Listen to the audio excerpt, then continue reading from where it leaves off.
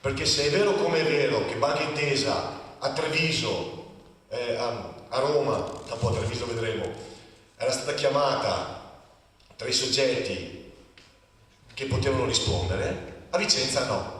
E tutti, ah che brutta notizia, no. Bisogna leggere le carte. E noi come associazione, per chi ci ha mai conosciuto, però andatevelo a vedere, parliamo solo con le carte in mano. Il giudice di Vicenza ha escluso Intesa con una motivazione molto semplice.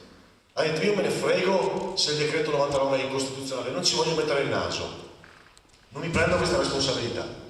Però la normativa delle cessioni aziendali dice una cosa chiara, ok? Dice, l'ho scritto per non dire una cavolata, no?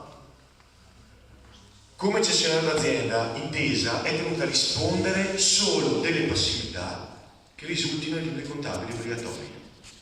Bene, tutti gli azionisti, tutti i risparmiatori che hanno fatto richiesta di danno alla Popolare di Vicenza con una messa in mora, con una lettera che fermava la prescrizione dei reati, beh, quelli risultano dai libri contabili.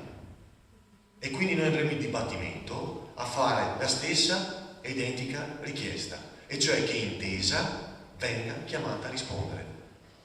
Perché se quella è la legge, e lo è, deve essere uguale per tutti.